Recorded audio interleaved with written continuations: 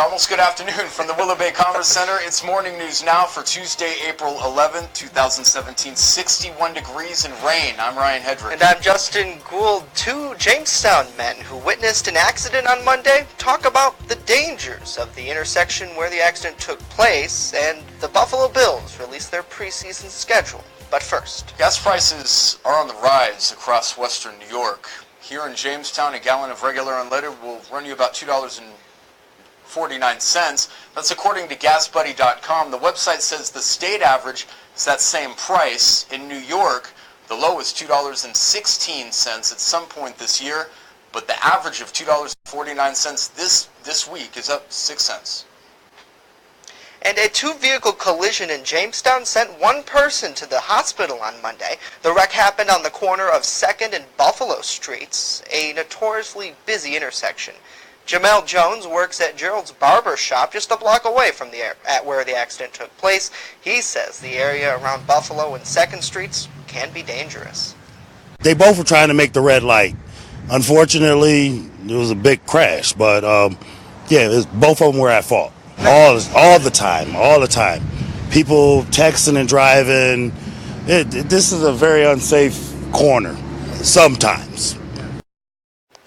And now this man agrees. He's seen his share of wrecks in that area over the years, too.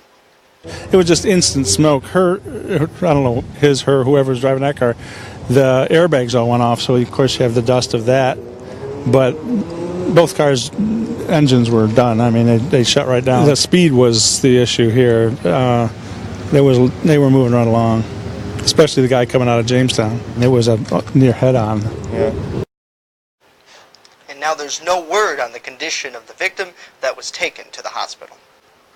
Back in 1913, construction foreman Sam Howe was murdered during a payroll robbery in Westchester County. Now, Howe was able to identify his killers before he died, but because Westchester was very rural at the time, there was no local police. Local police say the killers escaped. After this vicious crime, Howe's employers started a movement to form a state police department.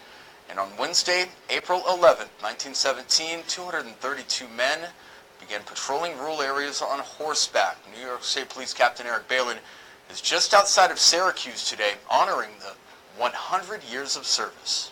Yeah, I'm in the town of Manlius, and this is the site of the very first State Police Academy. Today is also Cold Case Tuesday. Now, that was started by former Public Information Trooper Vic Morales to shine a light on open cases. Now, Balin says in years past the department, they've had great success with the cold case program. If it's a major case, it's never really closed. We continue, let's say a homicide, we continuously investigate those.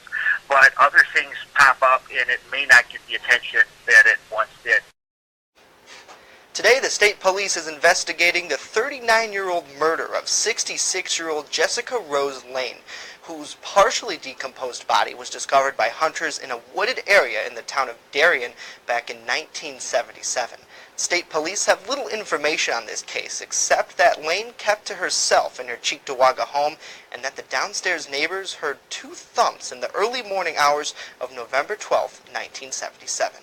Anyone with information should contact the State Police's Batavia office at 716-361-1585. Next on Morning News Now, tragedy in San Bernardino.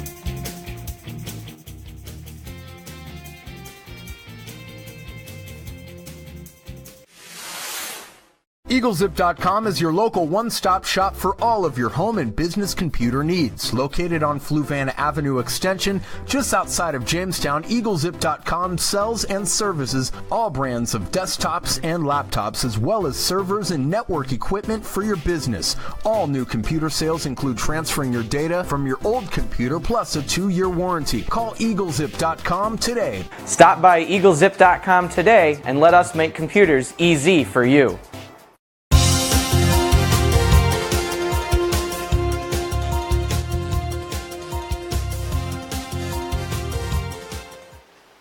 Police say a man opened fire inside a San Bernardino elementary school yesterday, killing his wife, a student, and then himself. Paul Veckerman explains. We just had to hide under our desk, and then when the SWATs came to our classroom, they said, put your hands up, and we all had to do it quietly and calmly, and we walked out of the classroom. 2 adults and a student are dead after a shooting at a Southern California elementary school late Monday morning.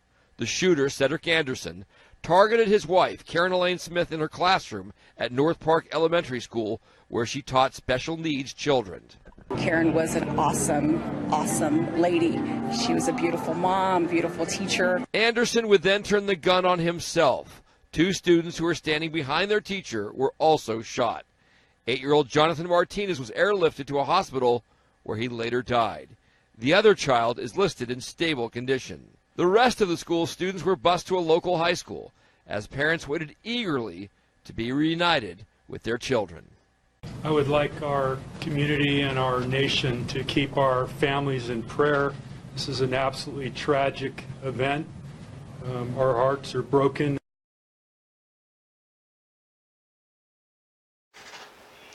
And a man's refusal to give up his seat on an overbooked United Airlines flight led to a disturbing scene. Now some of the passengers are speaking out. Andy Rose with this report. 3 Chicago airport security officers dragged a man from his seat after the airline chose him to give it up, and he refused to budge. One passenger says the man somehow reboarded and was taken off again, this time on a stretcher. He hit his face when they initially dragged him off, as you guys saw, and it was 10 minutes later, he just comes running back in and runs to the back. His face is bloody, and just clings onto the post in the back and just saying, I gotta go home, I need to go home, I need to go home. And it wasn't until like 45 seconds later till authorities followed him. Another passenger says the officers did not need to use force. I don't know why they did that. I'm still in bewilderment. Passenger Doyle Davis blames the airline, saying it put the officers in a difficult spot. I don't believe any American citizen should be treated this way.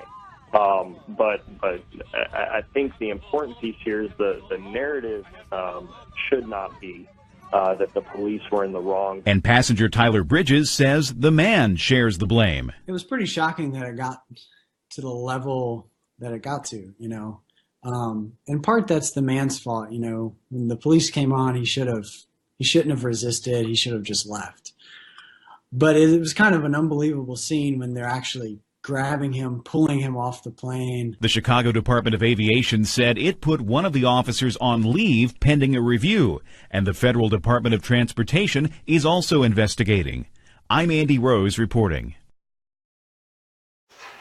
The Buffalo Bills will open their 2017 preseason schedule with the game against the Minnesota Vikings. The preseason schedule features games with the Eagles and the Lions and even the Ravens. The team says exact dates for some of the games, like the opener with the Vikings, yet to be determined.